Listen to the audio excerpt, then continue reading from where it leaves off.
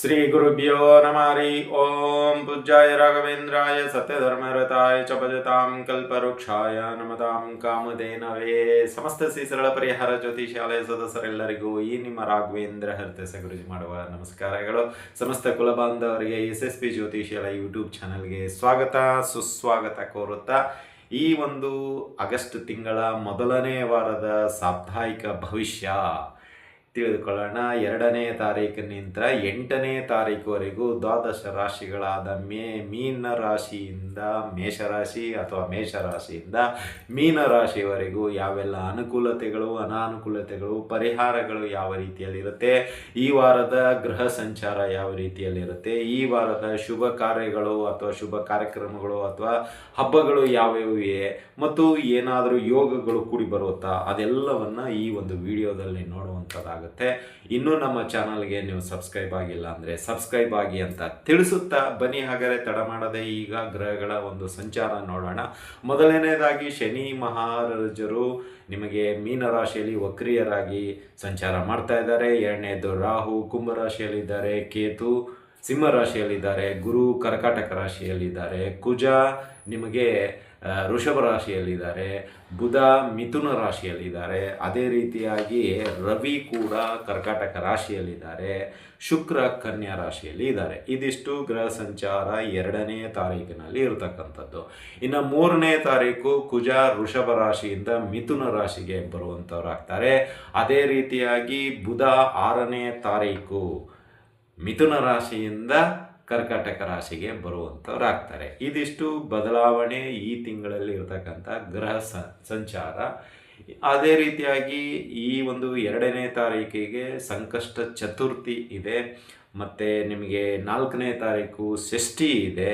ಅದೇ ರೀತಿಯಾಗಿ ಆಷಾಢ ಮಾಸದ ಶುಕ್ರವಾರ ನಿಮಗೆ 7ನೇ ತಾರೀಕು ಬರುವಂಥದ್ದಾಗತ್ತೆ.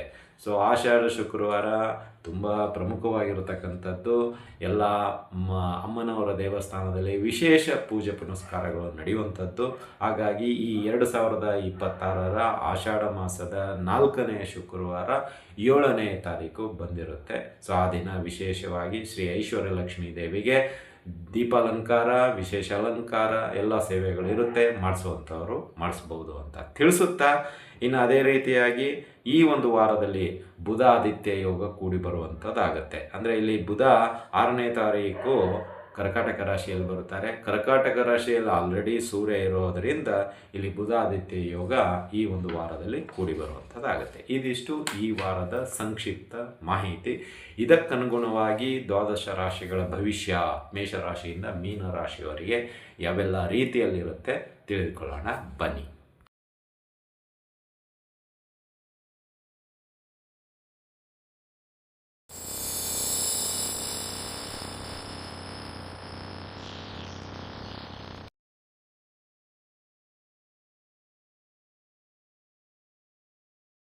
ರಾಶಿಗಳಲ್ಲಿ 6ನೇ ರಾಶಿಯಾಗಿರ್ತಕ್ಕಂತಹ ಕನ್ಯಾ ರಾಶಿ. ಈ ಕನ್ಯಾ ರಾಶಿಯವರಿಗೆ ಈ ಆಗಸ್ಟ್ ತಿಂಗಳ ಮೊದಲನೇ ವಾರದ ಸಾಪ್ತಾಹಿಕ ಭವಿಷ್ಯ 2ನೇ ತಾರೀಕಿನಿಂದ 8ನೇ ತಾರೀಕುವರೆಗೆ ಯಾವೆಲ್ಲ ಅನುಕೂಲತೆ ಅನಾನುಕೂಲತೆ ಹಾಗೂ ಪರಿಹಾರಗಳು ಇರುತ್ತೆ ಎಂಬುದನ್ನು ತಿಳ್ಕೊಳ್ಳೋಣ.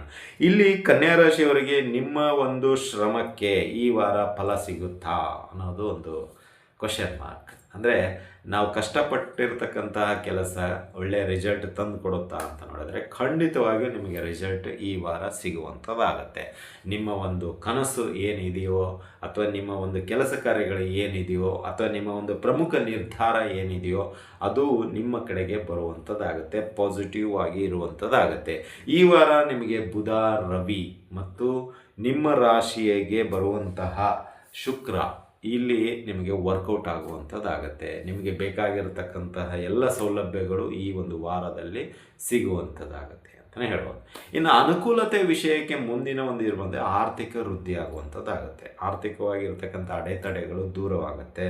ಇನ್ನು ಯಾರೆಲ್ಲ ಲೋನು, ಸಂಘ ಸಂಸ್ಥೆ, ಬ್ಯಾಂಕು, ಕಚೇರಿ ಮುಂತಾದ ಕಡೆಗಳಲ್ಲಿ ಪ್ರಯತ್ನ ಮಾಡ್ತಾ ಇದ್ದರೆ ಖಂಡಿತವಾಗೂ ಈ ವಾರ ನಿಮಗೆ ಆರ್ಥಿಕ ಸಹಾಯ ಲೋನು ಸಿಗುವಂಥದ್ದಾಗುತ್ತೆ ಅಂತಲೇ ಹೇಳ್ಬೋದು. ಇನ್ನು ವ್ಯಾಪಾರ ಅಭಿವೃದ್ಧಿಗೋಸ್ಕರ ಏನಾದರೂ ಲೋನ್ಗೆ ಅಪ್ಲೈ ಮಾಡಿದರೆ ಖಂಡಿತವಾಗಿಯೂ ನಿಮಗೆ ಲೋನ್ ಸಿಗುವಂಥದ್ದಾಗುತ್ತೆ ಅಂತಲೇ ಹೇಳ್ಬೋದು. ಇನ್ನು ಅದೇ ರೀತಿಯಾಗಿ ಈ ಒಂದು ವಾರದಲ್ಲಿ ವ್ಯಾಪಾರ ಕೂಡ ಅಭಿವೃದ್ಧಿ ಆಗುವಂಥದ್ದಾಗುತ್ತೆ ಅಂತಲೇ ಹೇಳ್ಬೋದು. ಇನ್ನು ಕುಟುಂಬದವರ ಜೊತೆಗೆ ಒಳ್ಳೆಯ ವಾತಾವರಣ, ಅನ್ಯೋನ್ಯತೆ ಕೂಡಿ ಬರುವಂಥದ್ದಾಗುತ್ತೆ. ಕುಟುಂಬ ಸದಸ್ಯರ ನ್ಯೂನ್ಯತೆಗಳನ್ನು ಬಗೆಹರಿಸಿಕೊಳ್ಳುವಂಟು ಮುಂದೆ ಒಂದಾಗಿ ಬಾಳುವಂಥದ್ದು ಕಲಿಯುವಂಥದ್ದಾಗತ್ತೆ. ಮತ್ತು ಕುಟುಂಬ ಸದಸ್ಯರಲ್ಲಿರ್ತಕ್ಕಂತಹ ಮನಸ್ತಾಪಗಳನ್ನು ಮಾತುಕತೆಯಲ್ಲಿ ಬಗೆಹರಿಸಿಕೊಳ್ಳುವಂಥದ್ದಾಗತ್ತೆ ಅಂತಲೇ ಹೇಳ್ಬೋದು. ಇನ್ನು ಈ ವಾರದಲ್ಲಿ ನೀವು ಒಂದಿಷ್ಟು ಆರ್ಥಿಕವಾಗಿ ಉಳಿತಾಯ ಯೋಜನೆಗೆ ಕೈ ಹಾಕುವಂಥದ್ದಾಗತ್ತೆ. ಅಂದರೆ ಆರ್ಥಿಕಕ್ಕೆ ಸಂಬಂಧಪಟ್ಟಂತೆ ಈ ವಾರ ತುಂಬ ಚಾಣಾಕ್ಷ ರೀತಿಯಲ್ಲಿ ನೀವು ನಡೆದುಕೊಳ್ಳುವಂಥದ್ದಾಗತ್ತೆ ಅಂತಲೇ ಹೇಳ್ಬೋದು. ಇದಕ್ಕೆ ನಿಮ್ಮ ಸ್ನೇಹಿತರು ಮತ್ತು ಆತ್ಮೀಯರು ಕೂಡ ಸಹಾಯ ಮಾಡುವಂಥದ್ದಾಗತ್ತೆ. ಇನ್ನು ಮೂರನೇ ಒಂದು ಅನುಕೂಲತೆ ವಿಷಯಕ್ಕೆ ಬರೋದಾದರೆ ಮದುವೆ ಯೋಗ ಕೂಡಿ ಬರುವಂಥದ್ದಾಗತ್ತೆ. ಅದು ಮೊದಲನೇ ಮದುವೆ ಆಗಿರ್ಬೋದು, ಎರಡನೇ ಮದುವೆ ಆಗಿರ್ಬೋದು, ಅಥವಾ ನಿಮಗೆ ಒಟ್ಟು ಮದುವೆ ಅನ್ನೋ ಕಾನ್ಸೆಪ್ಟು ಈ ಒಂದು ವಾರದಲ್ಲಿ ಎಲ್ಲೋ ನಿಮಗೆ ಪಾಸಿಟಿವ್ ಅನ್ನುವಂಥದ್ದು ಇರುತ್ತೆ. ಅಂದರೆ ಈಗ ಆಷಾಢ ಮಾಸ ಹೇಗೆ ಗುರೂಜಿ ಅಂದರೆ ಅದು ಗೊತ್ತಿಲ್ಲ ನಿಮಗದು ಏನಾಗುತ್ತೆ ಅಂದರೆ ಕೆಲವು ಗ್ರಹ ಸ್ಥಿತಿಗಳ ಅನುಗುಣವಾಗಿ ನಿಮ್ಮ ಇಚ್ಛೆಗನುಗುಣವಾಗಿ ಎಲ್ಲೋ ಕನ್ಫರ್ಮ್ ಅಂತ ಇರುತ್ತಲ್ಲ, ಆಫರ್ ಲೆಟ್ರ್ ಇನ್ನೂ ಬಂದಿಲ್ಲ, ಕನ್ಫರ್ಮ್ ಅಂತಿರುತ್ತೆ. ಅಂದರೆ ನಿನಗೆ ಅದು ಅನ್ನೋ ಹಂಗೆ ಆ ರೀತಿಯಲ್ಲಾದರೂ ನಿಮಗೆ ಮದುವೆಯ ಒಂದು ಮುನ್ಸೂಚನೆ ಸಿಗುವಂಥದ್ದಾಗತ್ತೆ ಅಂತ ಹೇಳ್ಬೋದು. ಇನ್ನು ಅನುಕೂಲತೆಯಲ್ಲಿ ಮುಂದಿನ ಆರೋಗ್ಯದಲ್ಲಿ ಆರೋಗ್ಯದಲ್ಲಿ ತುಂಬ ಸುಧಾರಣೆ ಈ ವಾರ ಕಂಡು ಬರುವಂಥದ್ದಾಗತ್ತೆ ಅಂತ ಹೇಳ್ಬೋದು. ಇನ್ನು ಅನಾನುಕೂಲತೆ ವಿಷಯಕ್ಕೆ ಬರೋದಾದರೆ ಒಂದಿಷ್ಟು ನಿಮಗೆ ವೃಥಾ ತಿರುಗಾಟ ಇರುತ್ತೆ, ಸುಖ ಸುಮ್ಮನೆ ತಿರುಗಾಟ, ಒಂದಿಷ್ಟು ವಾದ ವಿವಾದಗಳಿಗೆ ಹಿಡಿತೀರಾ. ಈ ತಿರುಗಾಟದ ಜೊತೆಗೆ ವಾದ ವಿವಾದಗಳು, ಸುಖ ಸುಮ್ಮನೆ ಜಗಳಕ್ಕೆ ಹೋಗ್ಬಿಡ್ತೀರಾ. ನಿಂದೆಷ್ಟಿದೆ ಅಷ್ಟು ನೋಡ್ಕೊಂಡು ನೀನು ಯಾರು ನನಗೆ ಹೇಳೋದು, ಹಾಗೆ ಹೀಗೆ ಏರು ಧ್ವನಿಯಲ್ಲಿ ಮಾತಾಡಿ ಒಂದಿಷ್ಟು ಅವಮಾನಗಳು, ಒಂದಿಷ್ಟು ಏನೋ ಮಾಡುವಂಥವ್ರು ಆಗ್ತೀರಾ ಈ ಒಂದು ವಾರದಲ್ಲಿ ಅಂತಲೇ ಹೇಳ್ಬೋದು. ಇನ್ನು ಅದೇ ರೀತಿಯಾಗಿ ನಿಮಗೆ ಬೇಡದೇ ಇರುವ ವಿಷಯಕ್ಕೆ ಕೈ ಹಾಕಿ ಒಂದಿಷ್ಟು ಅವಮಾನವನ್ನು ತೆಗೆದುಕೊಳ್ತೀರಾ, ಅಥವಾ ಕೈ ಸುಟ್ಕೊಳ್ತೀರಾ, ಅಥವಾ ಆರ್ಥಿಕ ಮುಗ್ಗಟ್ಟನ್ನು ಎದುರಿಸ್ಬೇಕಾಗತ್ತೆ. ಬೇಡದೇ ಇರೋ ವಿಷಯಕ್ಕೆ ತಲೆ ಹಾಕಿ, ಅಂದರೆ ಇದು ನಿಮ್ಗೆ ಸಂಬಂಧ ಇಲ್ಲ, ಸುಮ್ಮನೆ ಏನೋ ಮಾಡಲು ಹೋಗಿ ಏನೋ ಮಾಡಿಕೊಂಡೆ ಅನ್ನೋ ರೀತಿಯಲ್ಲಿ ಇರುತ್ತೆ. ಅಥವಾ ಯಾವುದೋ ಒಂದು ಹುಳ ಬಿಟ್ಕೊಂಡು ಇಡೀ ಮೈಯೆಲ್ಲ ಪರ್ಚ್ಕೊಂಡಿದ್ರಂತೆ, ಆ ರೀತಿಯಲ್ಲಿ ಆಗುತ್ತೆ.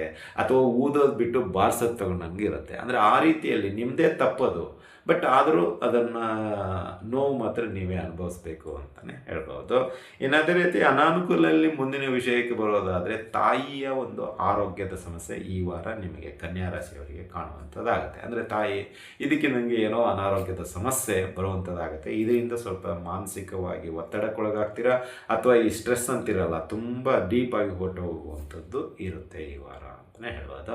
ಇನ್ನು ಪರಿಹಾರದ ವಿಷಯಕ್ಕೆ ಬರೋದಾದರೆ ಕನ್ಯಾ ರಾಶಿಯವರಿಗೆ ಈ ವಾರ ಸಾಧ್ಯವಾದಷ್ಟು ಆದಿತ್ಯ ಹೃದಯ ಸ್ತೋತ್ರವನ್ನು ಪಠಣೆ ಮಾಡಿ, ಅದರ ಜೊತೆಗೆ ವಿಷ್ಣು ಸಹಸ್ರನಾಮ ಸ್ತೋತ್ರವನ್ನು ಪಠಣೆ ಮಾಡಿ, ಮತ್ತು ಈ ವಾರದ 7 ದಿನಗಳ ಕಾಲ ಗಣೇಶ ದೇವರ ದರ್ಶನ ಮಾಡಿ ನಿತ್ಯ ಗರಿಕೆಯನ್ನು ಸಮರ್ಪಿಸಿ. ಗಣೇಶನಿಗೆ ಒಂದು 21 ಎಳೆ ಇರತಕ್ಕಂತಹ ಗರಿಕೆಯನ್ನು ಒಂದು ಗಂಟು ಮಾಡಿ ಗಣೇಶ ದೇವರಿಗೆ ಸಮರ್ಪಿಸಿ. ಇದರಿಂದ ನಿಮ್ಮ ಕಷ್ಟಗಳು, ನಿಮ್ಮ ಸಮಸ್ಯೆಗಳು ಅಥವಾ ನಿಮ್ಮ ಒಂದು ಕೆಲಸ ಕಾರ್ಯಗಳು ಯಶಸ್ವಿ ಆಗುತ್ತೆ ಅಂತಲೇ ಹೇಳ್ಬೋದು. ಇದಾಗಿತ್ತು ಕನ್ಯಾ ರಾಶಿಯವರ ಈ ವಾರದ ಸಾಪ್ತಾಹಿಕ ಭವಿಷ್ಯ. ಈ ಭವಿಷ್ಯ ನಿಮಗೆ ಇಷ್ಟ ಆಗಿದ್ದರೆ ಲೈಕ್ ಮಾಡಿ, ಜಾಸ್ತಿ ಇಷ್ಟ ಆಗಿದ್ದರೆ ಶೇರ್ ಮಾಡಿ, ಹಾಗೂ ನಮ್ಮ SSP ಜ್ಯೋತಿಷ್ಯ ಯೂಟ್ಯೂಬ್ ಚಾನಲನ್ನು ಸಬ್ಸ್ಕ್ರೈಬ್ ಮಾಡಿ ಅಂತ ತಿಳಿಸುತ್ತಾ ಇಲ್ಲಿಗೆ ವಿಷಯ ಮುಗಿಸ್ತಾ ಇದ್ದೀವಿ. ಮತ್ತೆ ಮುಂದಿನ ರಾಶಿಯೊಂದಿಗೆ ಭೇಟಿಯಾಗೋಣ. ಅಲ್ಲಿವರೆಗೂ ಶುಭಮಸ್ತು, ಶುಭಂ ಭೂಯಾತ್, ಸರ್ವೇ ಜನ ಸುಖಿನೋ ಭವಂತು.